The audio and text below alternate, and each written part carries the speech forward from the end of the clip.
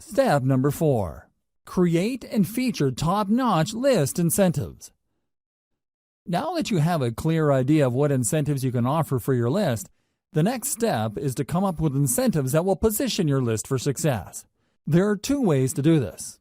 As I've mentioned in step number 3, you can just go through the list of incentives and pick which ones work the best with your particular traffic source. The alternative is to simply do what your competitors are doing. Pay attention to their incentives. Reverse engineer your competitors' incentives.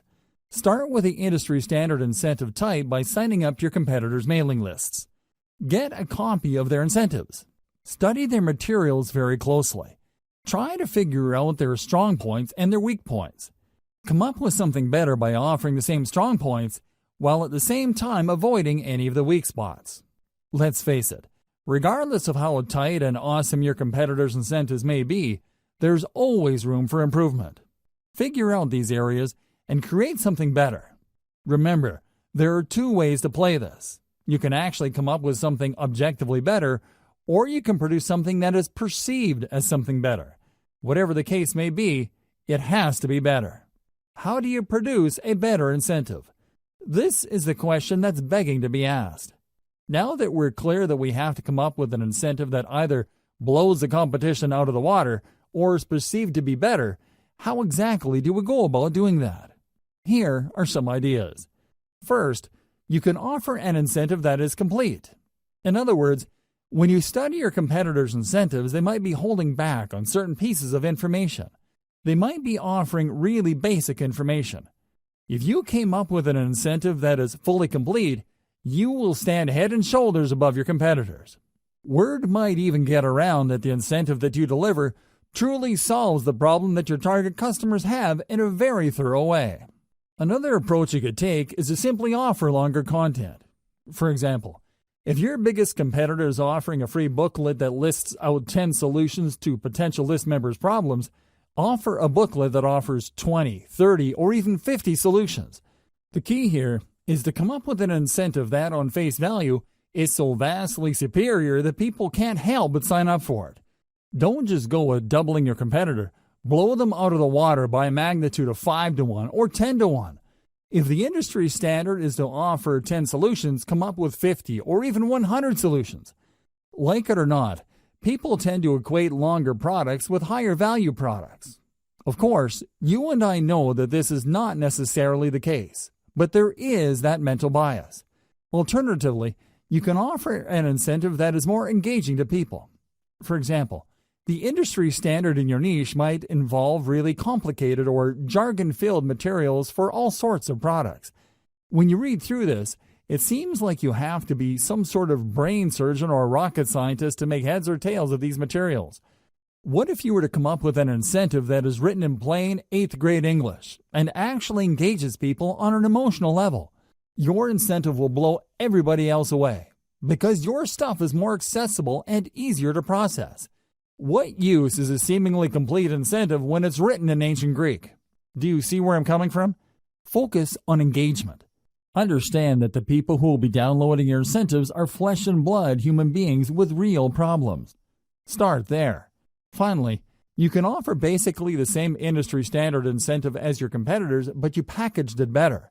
When people read the same information but it's formatted in a nice PDF with lots of helpful pictures and everything is written in a well-spaced, well-formatted way, don't be surprised that people walk away with the impression that you have a better incentive. It turns out that you're offering the exact same information. The only thing that's different is that you formatted it in a way that is more accessible, easier to process, and most importantly, easier to act upon. Reverse engineer your competitors' squeeze pages. Now that you have reverse engineered your competitors' incentives, the next step is to design a better page to give away that incentive. Again, your notes and your competitors will come in handy here.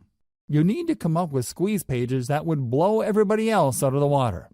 How do you do this? Well, you can come up with better design. Maybe everybody is using the same standard design. You can start there, but come up with different elements to get visitors to engage with your page better. You should also study how your competitors' squeeze pages focus, present, and position their incentive. Are they missing something? Do they forget to highlight certain things? Maybe they're just assuming that people who will land on the squeeze page would automatically want the incentive. Come up with a squeeze page that shines the spotlight more clearly and more efficiently on your incentive. Finally, you can reverse engineer your competitor squeeze pages in such a way that the value proposition this page brings to the table is clearer. You have to remember that people are always asking, "What's in it for me?" You have to answer that question loud and clear. The value proposition that you bring to the table must be compelling enough for people to want to leave their email address. Make sure to do this. Based on my many years of list marketing, I can tell you that the vast majority of list marketers automatically assume that when people sign up for their list, they would actually welcome the updates. This is why most list marketers fail. You cannot assume this. Like I said earlier, there's a certain percentage of your visitors that are going to be list squatters. If you're not careful, this percentage can keep growing until they form the majority of your list. You have to make sure to emphasize the value of the updates on your list. You have to do this right before they sign up by including such text in the squeeze page. You also have to do this on the confirmation page that they get. You should tell them that they're getting the booklet, template, book, or whatever incentive you're offering, but they're also going to be getting very useful updates. You may want to invest some time highlighting the value these updates will bring to the lives of your list members. If you fail to do this, you run the risk of building a list full of squatters. Worse yet, people might be surprised that you're sending updates and might consider your email spam.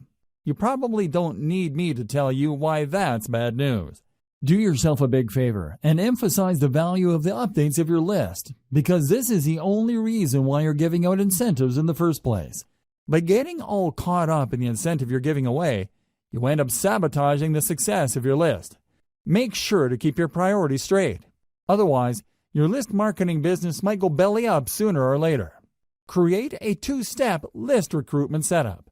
A lot of list marketers are under the impression that the more people that join their list, the better.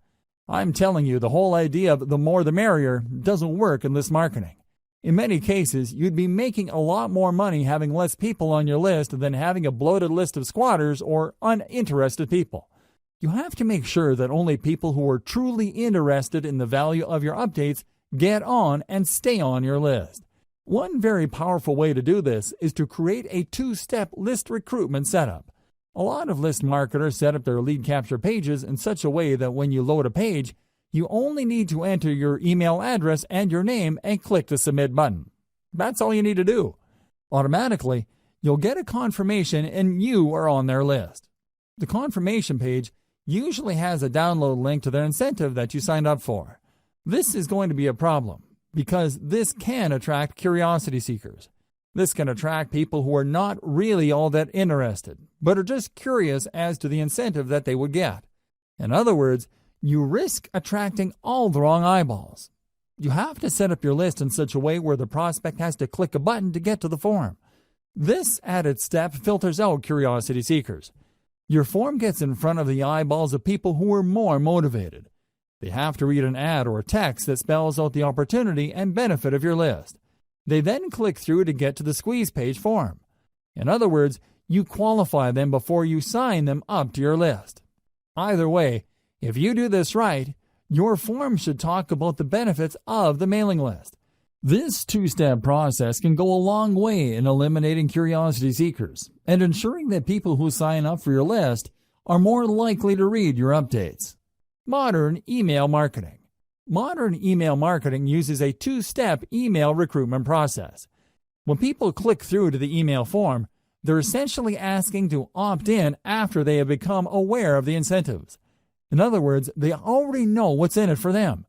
They are looking to establish a relationship with you. They want to give you permission to continue talking to them. Using this two-step process is less intimidating, and they also are given the impression that they're calling the shots.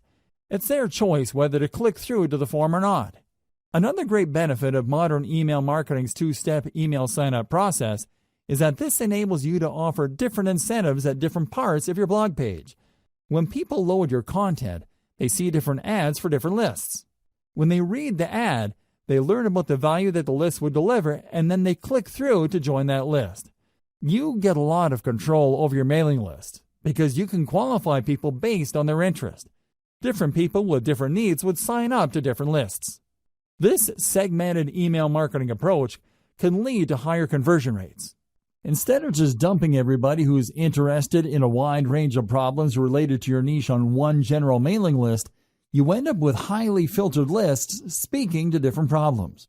You can then offer laser-targeted solutions to each of these lists and walk away with better conversions.